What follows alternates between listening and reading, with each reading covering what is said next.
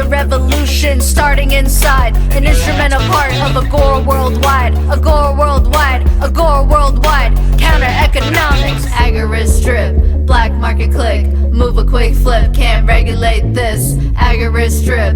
Black market click. Move a quick flip. Can't regulate this. Agorist. Agorist. Agorist. Nexus. Agorist. Agorist. This is the Agorist Nexus podcast. I'm Brandon. I've got my great co-host Dag. How you doing, Dag? I'm doing great, man. How's it going? Excellent, bro. We've got a very special guest, always one of my favorites. I'm definitely a fan of his. So, but before we get into it, shout out to our sponsor, Presearch, Decentralized search engine. Don't get spied on. Earn crypto. They've got dark mode, which I don't believe Google has. So they've actually got something that Google doesn't. Super no-brainer. So shout out free crypto. Yeah, and if you guys want to help us out, hit the affiliate links. It will, tell Presearch that we're worth sponsoring again when we go to renew. That would be greatly appreciated if you didn't already have Presearch there. But with all that said, we've got the humble George Donnelly on today. Just love his stuff. I actually watch his channel. It's called Bitcoin Cash Site. And he does a lot of great stuff. He's got Panmoni, just a great guy. So how you doing, George? Doing great. Yeah, thanks for having me on, guys. Always a pleasure. Agorist Nexus for the win. Heck yeah. Welcome. Thanks, man. Yeah, it's so good to have you on. I first want to talk about Colombia. Is Colombia kind of on?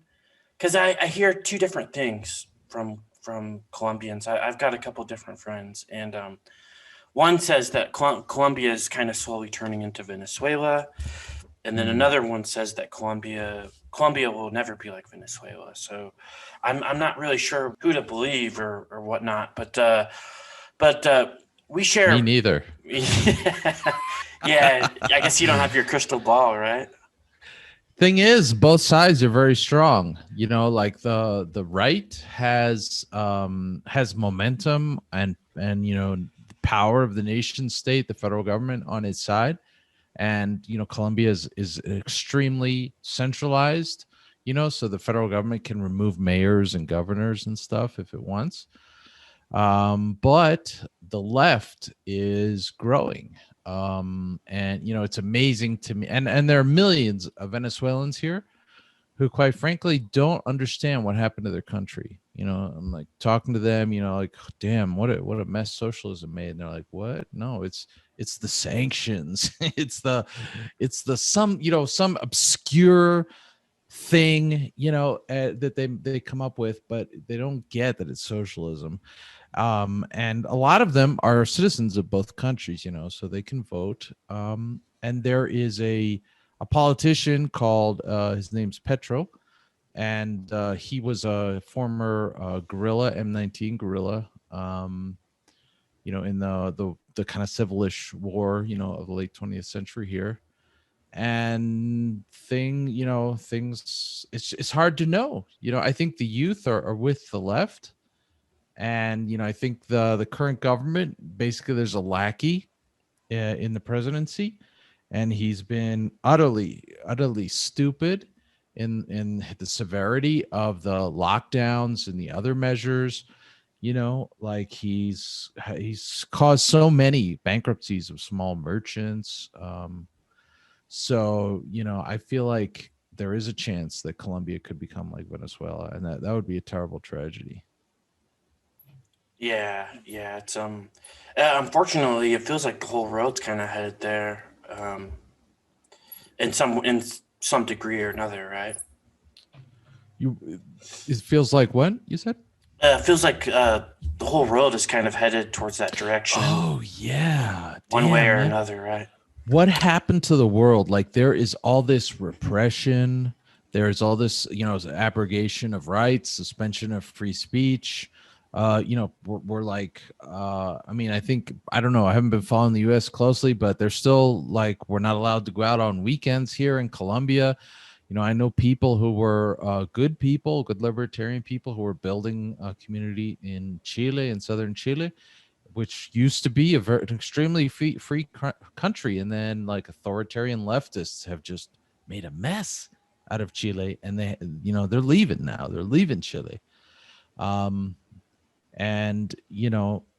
things are going nuts. And I think that we're probably going to be in for several years of crisis. And I also think it's a key opportunity for people like us to bring out the whole libertarian, agorist, market anarchist vision, because once we get past this, this is the time, really, the time, when the moment when things are dark, like that's the time to turn on the light. And I just feel like we have to promote things, different tools like Bitcoin Cash, like Signal. Like we need cell phones that can't be like remotely controlled by nation state authorities. We need independent like mesh networks, and we need like the lessons of the market for liberty, that book, and whatnot. And because I think we're gonna have a few years of serious crisis, but once we get beyond that, we're gonna be able to do some new things. Yeah. So I've heard like a lot of people use the term like everything shortage for like what we're going to have here, like coming up after, basically the world was shut down for a year.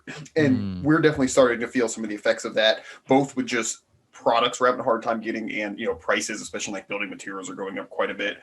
I'm curious if you guys in, smaller countries are feeling that yet, or, I mean, I'd expect that it'd be worse for smaller countries, but I don't know. Do you have any insight on that? I don't know.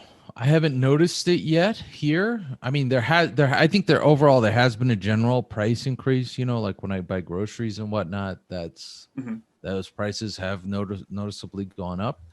But as far as like building materials and other things, like I don't have a good hold on it, because also I don't think like Colombia and other developing world countries, like they don't have good statistics on it. They don't have there are people in the U.S. The financial system is so well developed that they like track the price of a Big Mac, but it's things are quite different in the developing world also, because like just as one example, like the penetration of McDonald's is not as big, and so everything is more fragmented here.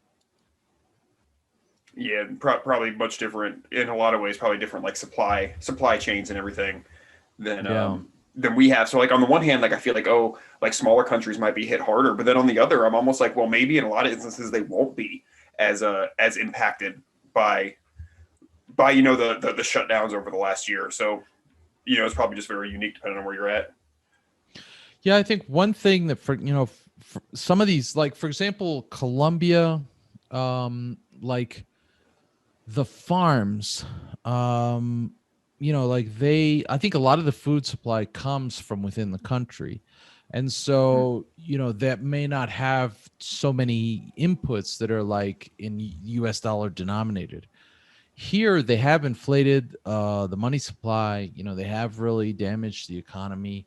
But I don't think as much as, for example, that they have increased the money supply in the United States. Although the Colombian peso, for example, is getting weaker against the US dollar right now. Wow. Yeah. It's kind of crazy because you'll see. I think it's mostly just market manipulation, especially since the U.S. has almost a monopoly on because its currency is a reserve currency. So it's kind of crazy to see that the U.S. printing so much more. I think especially in 2020 and 2021, printing so much more than all these other countries, but yet their currency isn't dropping as much as some of these other ones. So that's really interesting to see. What I thought was super interesting, and I had tweeted this out like a couple weeks ago. I said, shout out to all those Venezuelans who smuggling gasoline to Colombia, which I thought was awesome. But I guess just recently that just changed. Like Venezuela's gas price was the lowest in the world, and now it's the highest. I'm curious to know if you know like how that's possible. I mean, I guess Venezuela is the biggest importer or the biggest producer in the world, or one of them. And I guess to refine it, they have to export it and then import it back. I guess that's why that's one of the reasons why. But do you have any insight on that being down in that area? Yeah. So before, not too long ago, 20, 30, 40 years, Venezuela was like the third richest country in either Latin America as a whole or the Americas, as a whole. But with this whole Chavez and Maduro, the whole socialist takeover of Venezuela, those whole oil production, in Venezuela has major oil reserves, maybe like the biggest, and they were a huge oil producer. But the thing is, those oil fields were run by multinationals, the big names like Exxon and whatnot. And one thing that socialists are noted for is expropriation, right? So they're like, oh, that's our oil field now, and get out of here, oil companies. And I'm no big fan. I'm no fan at all of multinational oil companies. There's a really good history of them called The Prize, which tells the whole a big part of the story behind them.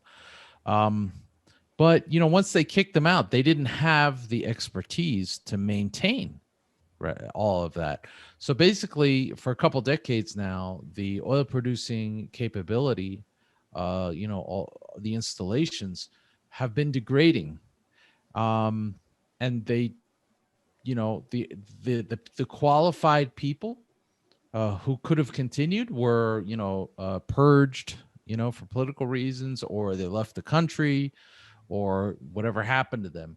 So basically Venezuela has all that oil, but they don't really have a way to get it out of the ground or refine it.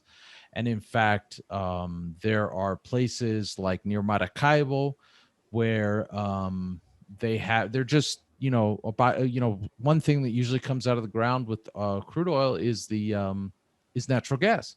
And so that natural gas, in some places they'll flare it or they'll capture it, but they just have it running into the air. There's a huge area where people can't go into it because there's just too high a concentration of natural gas. You'll die. There's not enough air to breathe there, not enough oxygen. And so, last time I looked in on what was happening there was that, basically they had run out of money. They were the Maduro government, they were getting their gold reserves back, and they were selling gold, right? And so I'm guessing that they're probably importing all of their gasoline now. And so they have, they want to take their taxes on top of that. That's an income source for them, because basically the Venezuelan government is, holding that nation hostage, and taking advantage of that nation any way they can. When they get a chance, if they think they can, exit scam their way out of there, I'm sure they will. And I'm sure they'll take lots of money with them. But I believe that's the dynamic behind those high prices. Yeah, that's interesting. And we really appreciate your insight on that. I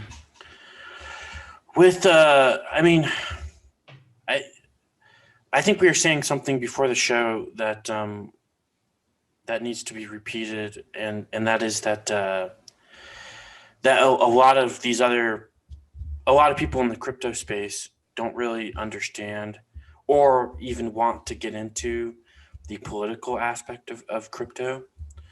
They just want to make, maybe they just want to make a quick buck, or maybe they like crypto, but they don't really, I don't want to say what am I trying to say? They don't, and I feel like you have to get political to, crypto in and of itself is a political thing, right? And I feel like you have to get the political aspect of it. What are your thoughts on that? Yeah, I mean, I think that's a BTC coin talking point, like, oh, we don't want to get into politics, this is about business and, getting institutional adoption, and we don't want to upset the bureaucrats at the SEC and whatnot. But yeah, I agree with you. The bottom line is Bitcoin, and I'm talking about Bitcoin is in the white paper. I'm not talking about BTC coin. I'm talking about Bitcoin Cash. Not talking about Cripple Coin. Yeah, is an inherently revolutionary tool of money, right? So, like, if somebody says, "Oh no, this is just a better store of value," this is just magically it'll store your value for you, and Fidelity and Bear Stearns and the SEC, you guys should adopt this. That is so misguided, right? That's just off the wall, because the fact is that Bitcoin puts custody into the hands of each person. It puts each of us in charge of our own money. Unlike the banking or Federal Reserve paradigm, where it always involves custody. Somebody's holding my bank account for me. Bank of America, and a court order comes, bam, they take $10,000, or they they garnish your account for something, or they just seize it outright, and so you always have to be trusting third parties, and that's not Bitcoin. Bitcoin should not require something custodial the way that Liquid and Lightning Network have become. And so this let's see, well, if you don't recognize this revolutionary nature, then you're not going to understand the value proposition of Bitcoin Cash, because like, people who are like, well, I just like convenience, I don't care that the Federal Reserve inflates my value away. I don't care that about credit card fees. I don't care that the bank charges me fees or could garnish my fees or whatnot. I just want convenience because I trust all these authorities. But if you're the person who says, you know what, I've been paying close attention, I don't trust the damn banks, I don't trust the damn Federal Reserve, they've eaten away 96% of my purchasing power since 1913. Tired of that crap. I want to self-custody my own money. I want to see an emission schedule that is predictable and transparent and determined by math algorithms, not by the whims of political elections and processes and little men in back rooms in the Federal Reserve. Then you understand what the real value behind Bitcoin is. Because if you trust those authorities, then we can use a MySQL database to keep track of who has which balance, because you trust. But if you don't trust, then you need Bitcoin, because there is no central authority. Yeah, so beautifully put, as always, from George Donnelly. What? Now, I think Satoshi said that that if a third party is required, then Bitcoin loses its sole purpose, or I forget his exact saying, but he definitely says something like that. I don't know if you remember his exact saying in the white paper offhand, but he says something along those lines. Yeah, he says if a third party is required, then it ceases the purpose of Bitcoin, or something like that. But don't quote me on that. It's funny, like, like when I'll meet people or talk to people who are getting into crypto, and I'm always excited for that and I'm always glad. But yeah, the majority of the time when I talk to them about it, it's an investment thing, or it's hey, I got a buddy who's getting rich on Doge, and I try and use it as an opportunity to sort of like, oh, well, there's this other reason why it's really amazing too, and I point out the fact that, hey, your crypto value is going up every day, and the value of the money in your wallet isn't, and I try to get that across, but yeah, it is kind of disappointing, that even people who are getting into crypto just don't get that aspect of it. They really don't get what it is about it that makes it so incredible. It makes it so, I hate using this term, but revolutionary, but I mean, it really is, and it's, I don't know, but I don't really know where to go from there with people, because I don't know, here, read these books, because, they're not going to do that, but I don't know. On the other hand, I am just glad to see people using it, I suppose. Yeah, I mean, I think probably, 10 years back, we probably should have seen this coming, because it's the same thing like with the Libertarian Party, right? Because you start the Libertarian Party and, you enshrine the non-aggression principle, in the platform. And then, you onboard a bunch of people and they're like, oh, cool, third party. What's this all about? And then they don't get it. They don't get it. So they mess it up, they make a mess, and it's the same thing, like their libertarian talking points, and they're very compelling. I think Sal Mayweather is like the king of libertarian, or at least agorist, libertarian talking points. And they catch on, and they sound good. And so what happens? The Republicans grab those talking points and they use them as cover to do what they were going to do anyway, right?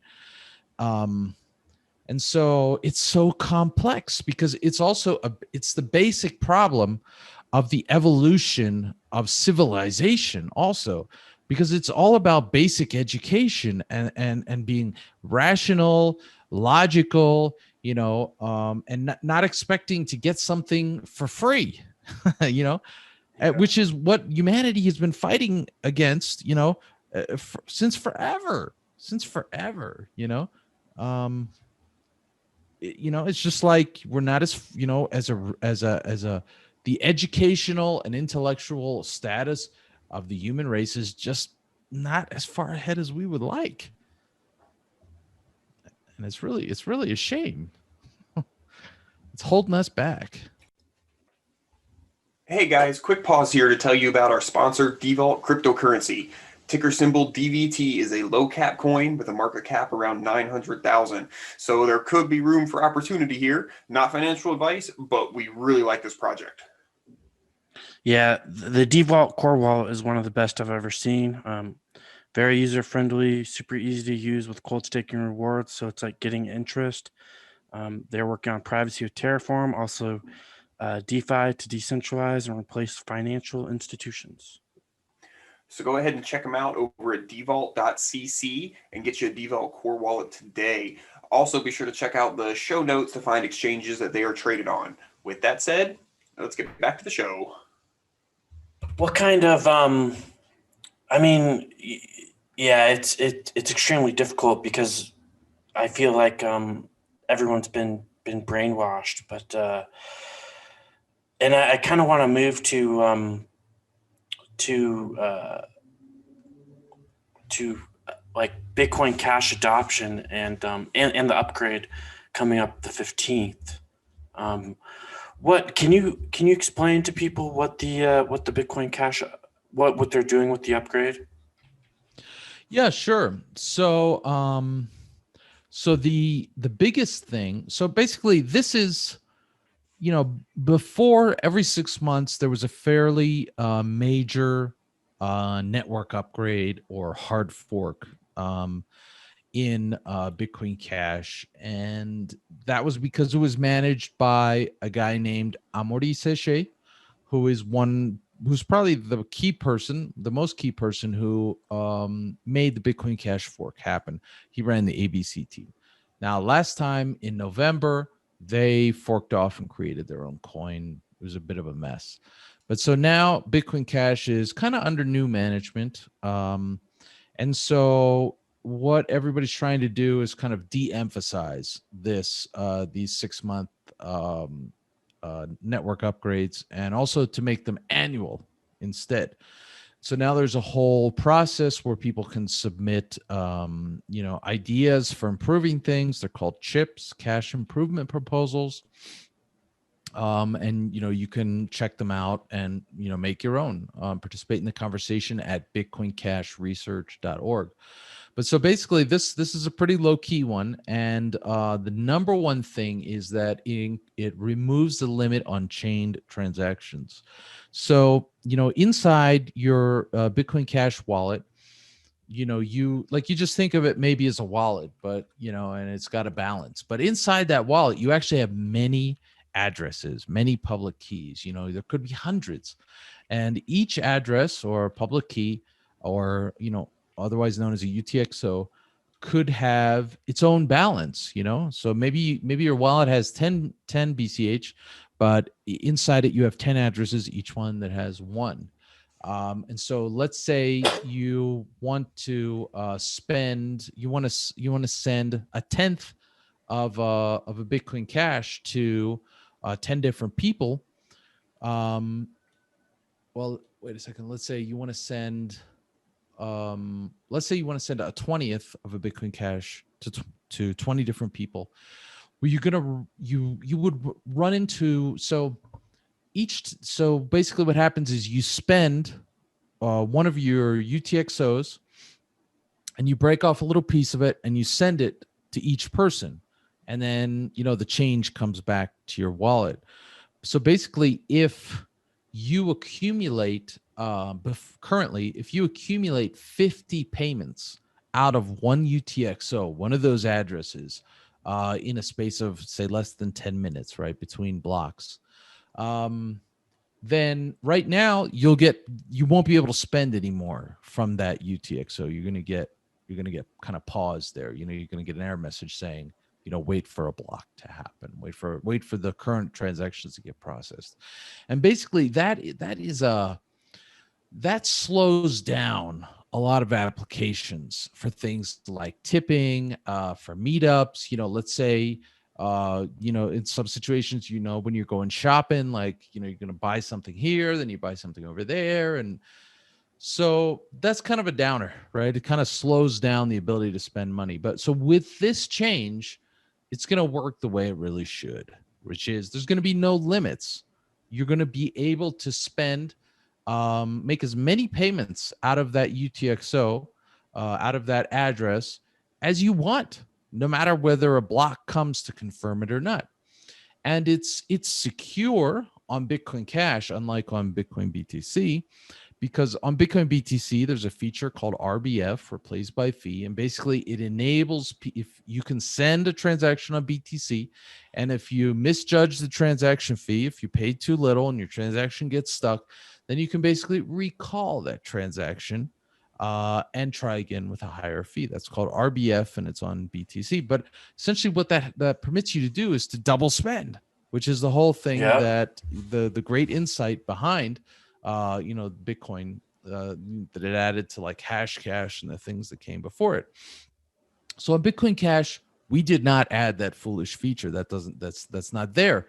And also the developers have come up with something called double spend proofs, which are pretty cool. They kept cryptographically verifies in just about real time that if a transaction is a double spend, somebody's trying to spend exactly the same UTXO, it's the same coin at the same time in two places, then the receivers get an alert.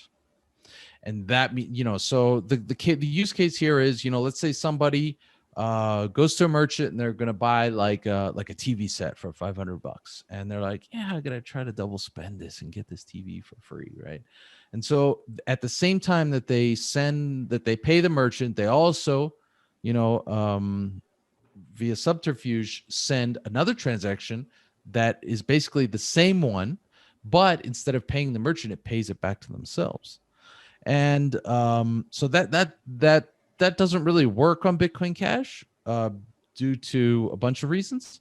But now it's not only not going to work, but it's going to give a warning to the merchant saying that this person's trying to double spend, he's trying to pull some funny business, so don't give him the TV yet until you get a confirmation on the transaction. So that's really interesting. That's really a great benefit for merchants of all kind. Also, op return. So op returns are kind of like fields in a database kind of a thing, for transactions on Bitcoin Cash. And so the op return space, which is basically, it's like a database field kind of. Right now it's limited to like 220 bytes, which is pretty small. So basically 220 bytes of data you can stick in there. That's going to be increased. I think there's going to be multiple op returns now. Basically what that enables is people can develop applications that store data in those fields, in those op returns. It's basically like a hash. So it's like a fingerprint of data, and that enables, the data can be stored elsewhere, but that enables like a sanity check to ensure that the data that they show you from outside matches that hash, which means that it hasn't been tampered with. And that makes possible a whole range of different applications that can be made essentially censorship resistant, using the Bitcoin Cash blockchain. Yeah, this sounds great. Cool. The double spend issue, I absolutely love. If anyone's opened up a business, and okay, so my personal experience is I was selling like survival gear and stuff, and so what happened was I would have people buy a product from me, then they would go to the bank and say that they haven't received it. And I would go to the bank and say, hey, look, like this is the tracking number, like they have received it. Sometimes I win and sometimes I'd lose, even though I present all the evidence to them that, hey, I did send this item to them. And a lot of times what would end up happening is that the bank would take that money out of my account and give it back to them. So I would not only lose the product, but I would lose basically lose twice, because I'd lose the money that they sent me and the product. So it and that's one of the things I love about cryptocurrency or Bitcoin Cash is that there's no way for that to happen. Once the merchant has it, it's good. And I'd say 99.9% of the time, a merchant doesn't really want to screw over a customer, because when they do that, they won't get return customers, Mm-hmm. Maybe like some places, like there's some merchants overseas that I wouldn't really shop with. But yeah, for the most part, I really think that everyone's just trying to not only do good by other people, but they're also trying to take care of themselves and their families. Yeah, absolutely. So having something like the platform can kind of handle stuff like that, like returns and everything too, right? So we have rating systems, because obviously if you were actually not sending the stuff, right, then that'd be a problem. But that's something the platform can handle. The platform can handle returns or have contracts on how that kind of stuff is done. We really don't need the banks making the call on whether or not that product got there or not, or how that kind of stuff is handled. So yeah, it's really frustrating when Bank of America just taking your money. Yeah. For one useful tool in these situations is escrow. Like if you look at local.bitcoin.com, that's a site for people to buy and sell Bitcoin Cash, and it has an escrow mechanism, And so like if if I'm going to sell, I put my Bitcoin Cash into some escrow to show that I really have it, it's really there, and it's available. But yeah, I mean, the banks, the credit cards, they I don't know. They don't have a problem with screwing over merchants. I mean, I guess the customer is more important to them. But now we have tools like Bitcoin Cash, and merchants can say, well, I prefer that you pay with Bitcoin Cash, because at least then I know that when I'm paid, I'm really paid. And you can buy Bitcoin Cash in a bunch of different places, so many places: Coinbase, local.bitcoin.com. I mean, everywhere. So it's pretty easy to get. I stepped away for a second, so hopefully you guys didn't go over this while I was gone. But can you tell me at all about the I didn't even know this until recently that I guess BCH does a fork twice a year, just cause or whatever. I don't know why they do that. Can you maybe give me a brief like what's going on, and then I guess a follow up? Do I have to do anything on my end to make sure that I don't lose any BCH? So so that's the twice yearly hard fork or network upgrade. And so basically we're moving to an annual schedule. What this permits us to do is to add new features to the network, like that just add, make it things better for consumers, for merchants, all different kinds of things. But basically, so just the time you can get some upgrades in. Yeah. So basically, unless you run a Bitcoin Cash full node, for mining or, for any other reason, you don't really have to worry about it, because, your coins are going to be fine. Okay, that's easy enough.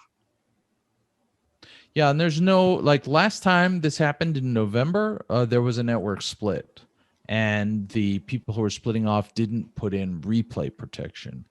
So that was messy, right? But nothing like that is happening now. So Okay. I don't anticipate any difficulties really. Like the exchanges, the miners, some businesses, they're probably already upgrading to the latest version of Bitcoin Cash Node, which you can get at bitcoincashnode.org. And they're going to be all set. They're going to be all set for the upgrade, and it's not going to be a big deal at all. Okay, so I shouldn't even notice it. Like I wouldn't even know anything's going on if I didn't know. Yeah, I don't see why. Yeah, we would notice it. Okay, cool. I don't run a full node myself. I'm not a miner. So my my wallets and everything, I have the full expectation they're going to work normally. Well, yeah, I feel like the Bitcoin Cash community is kind of tired of these splits, especially for, I think the BSV split was pretty small thing that they wanted to do differently, and kind of unnecessary. And then I feel like the ABC split was kind of I don't know. I personally didn't want to disincentivize miners from wanting to mine Bitcoin Cash and secure the network. But yeah, what are your thoughts on that? Well, it's important to understand there are basically three terms at play in this context. One is soft fork, one is hard fork, and one is like network split. So the BSV and BCHA situations were network splits, and they involved hard forks because they broke off with their own chains. Now the network upgrade of May 15th, there's no anticipated network split because everybody's happy and working together quite well. But there will be a hard fork, because basically what will happen is that the clients, the software, the full node software from that's running now, or that is compatible now, will no longer be compatible with the main chain, the mainnet, the chain, the Bitcoin Cash blockchain, after May 15th, and that's in order to make these upgrades happen, because they require changes that are not it's not really feasible for them to happen in a soft fork. Soft forks are they're a little bit weird because they enable some backward compatibility, but they're also a little bit sneaky. So those are the three main terms to be aware of in this situation. I've always heard the term like hard forks are voluntary and soft forks are like mandatory. Is that kind of correct way of seeing it? Yeah, I think so. Yeah, absolutely. So when there's a hard fork, basically the current chain remains, but a new chain is made, and then, which is a copy. It's the same thing, but basically two chains now exist. It's just that we all agree to leave behind the old chain, and we agree to move forward with the new chain, which it's just a copy of the old one anyway, but it has a few changes. And so, in that sense, like, let's say all of a sudden, somebody was like, oh, I don't want there to be the removal of this unconfirmed chain transaction limit. I'm going to continue with the old Bitcoin Cash fork, and I'm going to call that the old Bitcoin Cash chain on May 15th, and I'm going to call that Bitcoin Cash Classic. Well, they could do that if they wanted. But the thing is that the ecosystem is voluntarily in consensus that they're going to abandon that so that we can get the benefits of the new software.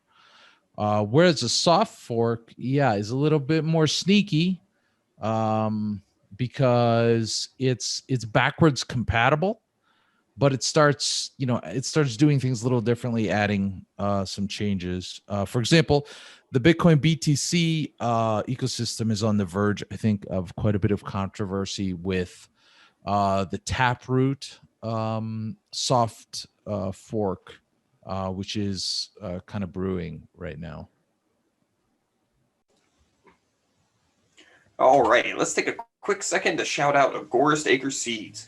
AgoristAcres.com stocks a variety of seeds for your garden or homestead. They also have really cool packaging instead of those silly paper envelopes. Buy seeds with crypto, support the counter economy, and become self-sustaining today. Agorist Acres offers fast shipping so you can get started right away. Make sure you use code Nexus10 at the checkout for 10% off of your orders. Also, they will donate a portion of the sale to Agorist Nexus, helping to bring you all the great content you expect. And all right, let's get on with it. Okay. What can you tell me about Smart BCH? Because I've been hearing a lot about it, but yeah, I feel like I need to know more. Is there? Yeah, so Smart BCH is pretty cool. It's a project that I believe that Jihan Wu is involved with it. Jihan is a big name in Bitcoin Cash. Yeah. Chinese miner. Yeah. Yeah, he and also he's a big name in BTC, of course, since forever. He recently sold his shares in Bitmain, which was a huge Bitcoin company. So Smart BCH is a side chain to Bitcoin Cash. Basically, it's a copy of Ethereum, but starting over from scratch. It's not copying the Ethereum chain, but it's copying the Ethereum software. So everything that all the dApps, all Web3 API stuff, Ethereum virtual machine, all that stuff is going to be on the Smart BCH sidechain. And so, like, if you look at, Ethereum, like, they have dozens of different token projects and stable coins. They have Maker, DAI, USDC, whatever. But it has the base currency of the system is ETH, right?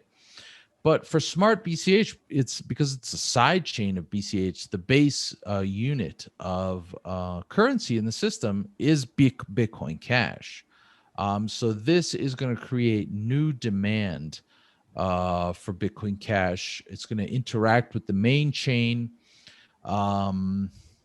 So this is really exciting. You know, everything that can be done on Ethereum is going to be able to be done on this Bitcoin Cash sidechain.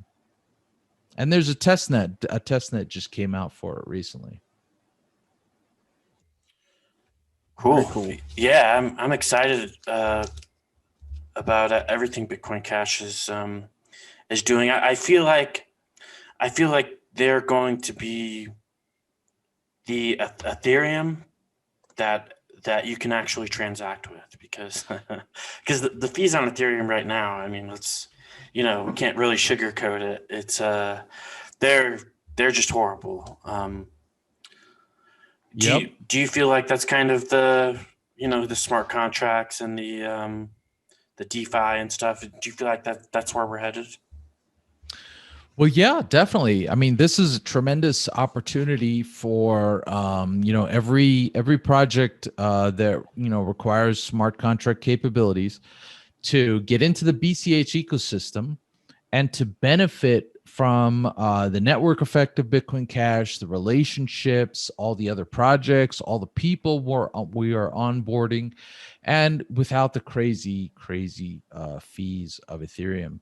I'm looking at average transaction fees on ETH right now are nearly 13 USD, and that rules out so many use cases. It makes it so hard for so many people. It's just like with BTC coin. It only works for the people who are already rich. It's not really helping new people. And that's also why a lot of ETH projects have already, hedged their bets by getting set up with BCH SLP tokens, which are, just very simple tokens. The ecosystem is looking at upgrading those to full miner validated tokens in the future, and also other platforms that are less expensive. I mean, there are so many chains now. There's Binance Smart Chains, there's Solana, there's Avalanche. I mean, it's just a super long list of ETH clones at this point. But not all of them have the network effect of Bitcoin Cash, which I think is why it's going to be so valuable for people to set up shop on Smart BCH. Yeah, I think, man, I see the market cap of Doge, right? And it's like, well, let me see where it's at exactly. Last time I checked, it was like 80 billion or something. Yeah, it's 76 billion now. So, and this is a coin that has like pretty much no development team. Am I correct on that? Yeah, I mean, as far as I know, I haven't seen anything come out of there in years. Yeah, like at least 2 years. And so, and then you've got this, this scrappy underdog that has a great community. It has great developers. It has passionate people who are onboarding. The most brick and mortar locations. I think it's number one in Australia, and there's a couple European countries where you can just live off Bitcoin Cash, which is super cool. I forget the one that Roger Ver mentions, but Slovenia, maybe. Yeah, Slovenia, yeah. And so yeah, it's just super great, and to see a project like Doge be have over 3 times the amount of market cap that Bitcoin Cash has. I just see huge upside for Bitcoin Cash. Not financial advice, of course, but yeah, it's not exactly a rational market, but I think that if you keep continuing to do the correct things, that eventually you will be rewarded. What do you see Bitcoin Cash being understated or underestimated? Oh, absolutely. Yeah, no doubt. I mean, there's so many teams in Bitcoin Cash doing the real hard work, both in technical, on technical things and on onboarding people. Which are really the two key, kind of down in the trenches functions. Um, but the thing is that Bitcoin Cash doesn't have many marketers, and it doesn't have that much marketing happening. I'm one of a very small handful of people who, tends to do marketing in Bitcoin Cash. I mean, there are really very few. And so also, you take a coin like Cardano or Tron, they have, one guy up there, Justin or Charles. And, it's very easy to be like, okay, this guy, it's one guy. I believe in that guy. I feel good about him. Bam, I'm going to buy, right? But Bitcoin Cash doesn't really have that. I mean, we have Roger. Roger is awesome. But Roger is not as prominent, perhaps, as he used to be. And, he has, like, some people think, oh, Bitcoin Cash, Roger decides what happens there. He's the CEO of Bitcoin Cash, but he's not actually. In fact, sometimes he has to go onto RBTC and be like, guys, we got to do this. Come on, use the bully pulpit. So we do, and that's because Bitcoin Cash is decentralized, right? It's like I talk to people sometimes like, oh, this project is interesting tech, and this project is directed at an interesting use case, but what's always going through my mind is, well, are you sure they, like, a MySQL database wouldn't be doing a better job for that application? Why does it need a blockchain? And really, how much decentralization is there behind it? If it tries to do something controversial, is it going to be able to withstand the attempts to censor it? But Bitcoin Cash understands that, because people in Bitcoin Cash have got that paradigm shift that we were talking about earlier. Censorship resistance is so essential, because if centralized authorities, if third parties can come in here and be like, no, you got it. If you want to use this, you got to trust me. And that means you got to do what I'm telling you. Well, then that defeats the whole purpose. There's no purpose to that. That's not Bitcoin anymore, So Bitcoin Cash is the best coin that I see, with the most network effect, that has the greatest potential to ultimately prove to be censorship resistant, in the face of nation state attacks to subvert it. And yeah, so I forget where I was going with that, but you mentioned Dogecoin. I think I've said this to other people in Bitcoin Cash. Dogecoin has a narrative. It has an element of fun. It's like, it's about a meme dog who's like, wow, cool.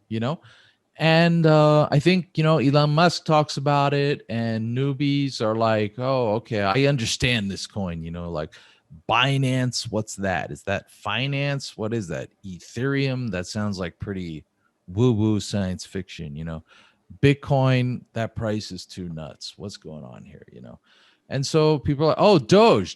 Oh, I know that meme, much wow. I'll get into that. Elon Musk says it's good, Whereas the narrative for Bitcoin Cash is muddled. It's muddled, actually, because also the first question, everybody has is, what's the difference between that and Bitcoin BTC? And then that gets messy. That gets messy, because the BTC people, there's a big lie. There's a big lie that's been told about Bitcoin BTC, and unraveling that lie, the big lies, is hard. That's hard work, and it takes time. Yeah, I almost feel like we should just like rename it, but or had a completely different name from the start. But yeah, it's I guess there's not really a solution on that, because that's the first thing I get to is, well, what's the difference between that and BTC? And when you have to try to explain it from the start like that, it's because the first thing I want to say is, hey, this is peer-to-peer money for the world. We want everyone to be able to participate, and then they've got questions about the hard fork and the differences between Bitcoin, and it kind of takes away something. Yep, it does. It takes away momentum. And also the whole BSV thing, the whole BCHA thing, there has been due to the fact that there is not a really strong personality at the center of it, due to the decentralized nature, due to the kind of laissez-faire attitude of the people involved, which is I'm not criticizing them at all. I think it's pretty cool. But due to that, I think also the project has been vulnerable to people who want to come in and wreak some havoc. Craig Wright and the other people at BSV, they wreaked some havoc. Amaury Séché, Anthony Zegers, they wreaked some havoc. Yeah. And so that has taken away some momentum as well. It's given BCH a little bit of bad press, and I think people in BCH want to make sure that can't happen again. Yeah, absolutely. I think we're kind of over the splits. Knock on wood. I think everybody just wants to cooperate and work together and do what's best for the community. And I definitely see a bright future ahead, and I feel like it's just so. I feel like the potential is there. It absolutely is. And the price increase has been,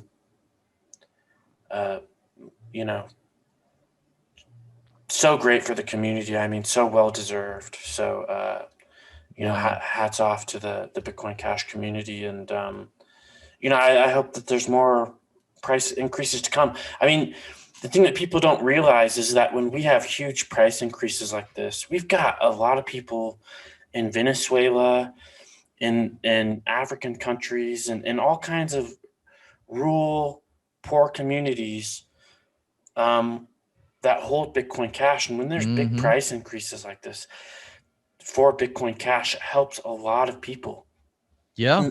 And the reason why these people hold Bitcoin Cash is because they can afford the 10th or 20th of a penny, or whatever that's less than a penny fee is at the time. They can afford that. So and also because of noise.cash, which is a really cool place to pick up some Bitcoin Cash. Yeah, go into noise.cash if you could for us. Yeah, so noise.cash is kind of a Twitter clone. And basically it launched January of this year or late last year. And I think the user count is up around 60,000 now. Basically it's, you can do your posts and whatnot with images and stuff. And the site gives you free tips, which you can distribute to other people, and other people distribute to you. And so, when it first started, I saw some people in the developing world who really, put their nose to the grindstone with it. And they were earning a few $100 a month from it. Probably, I don't know if that's still feasible, but the site is well funded. There is an investor by the name of Mark DeMiesel, who has endowed the site, the project, with, I think, probably $1 to $2 million worth of BCH. So that's a major driver of onboarding new people. And I made the Road to Mass Adoption BCH documentary earlier this year, and what you said is absolutely true. Like I have video in there of BCH community members in Bangladesh, Philippines, Venezuela, India, all over the world, showing off their wallets, the Bitcoin Cash that they've managed to earn, accumulate or buy. And, the wallets were like, between $5 and a couple $100 then. And I think the price has probably tripled. The exchange rate, if you will, has tripled since then, and that makes a big difference, because Those people can then invest in their education. The decisions of those people, the decisions of like the hundreds of merchants that we've affiliated in Venezuela just in the last few months, to take just one of many examples. We validated the decisions of all of those people to pay attention to Bitcoin Cash. Now they're like, damn, now I can buy more stuff, and still I can buy more stuff, and I can still keep some of my Bitcoin Cash for the future, and that's important. I try not to worry too much about hodling and what the exchange rate is, but price absolutely matters. It absolutely matters, because it's basically the distillation of everything. Everything people, all the narratives people say, and who believes them and how much, and what actions are they taking as a result of that, and bam, it all boils down to the price. Yeah, absolutely. Man, yeah, thank you so much for coming on, George. Always my pleasure. There was during the anniversary of Bitcoin Cash, you had like a great get together with a bunch of these people who are trying to spread mass adoption. Do you plan on doing anything like that again? Because I thought that was amazing. I actually tuned in a little bit for it live. Oh, cool. Thanks. Yeah. Last August, I think it was August 1st, maybe, or August 15th. I'm not sure. Of last year, I did a 17.5-hour live stream. It was pretty nuts. Like people from across BCH and Huobi, Binance. I don't know if I'll do that again or not. I was pretty exhausted at the end of it. But if people want me to, let me know, and I will do it again. Yeah, I do. I don't want to kill you and make you do 17 hours, but yeah, a good little run would be cool. Just to show people like, hey, there is this huge community out there. I just think it's, that alone is just fascinating to see. But yeah, we really appreciate all your hard work on Bitcoin Cash. I appreciate what you guys do, and it's such a pleasure to be able to talk to a couple of guys who get it, because I don't have that opportunity every day. I have to talk to a lot of people who don't get it. Yeah, I feel you. Yeah, it's very nice. So I really appreciate the work that you do with the BCH adoption stuff, because that's one of the things that I really like to, I don't want to say harp on, but it's like, we got to be able to make this stuff usable and like, easy and out there, and blah blah blah. And I just love that you guys put so much work and into having that happen and having merchants adopt it. Is there anything exciting or anything you might want to going on there you might want to let us in on real quick, or? Well, we're about to launch Bitcoin Agents Venezuela program to onboard lots of new people to Bitcoin Cash. That's starting pretty soon. We aim to onboard at least about 10,000 over the next 2 or 3 months. And we may put up a Bitcoin Cash billboard in Caracas. We're also got a team starting up in Ibadan, Nigeria, which is the third largest city of Nigeria, metro area of about 6 million people. And I've got about 60 BCH tutorials specifically for newbies, so that they can get up to speed fast. And they should be coming out over the next 3 to 4 months or so. Very cool, man. Thanks. Well, is there anything you want to tell the people? Any new projects that you got coming up or anything like that? Yeah, just Bitcoin Agents Venezuela, and another big thing in Bitcoin Cash is group tokenization from Bitcoin Unlimited. That's looking pretty promising. With that, we're going to have miner validated tokens, so tokens will be more fully featured. It's comparable to like what you can do with tokens on a chain like, for example, Cardano.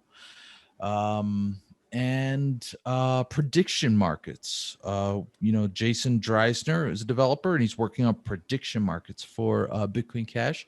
There's an interview that I did with him about that on the Bitcoin Cash site YouTube channel, and definitely recommend that, because the implications of prediction markets for liberty, for egalitarianism across the globe,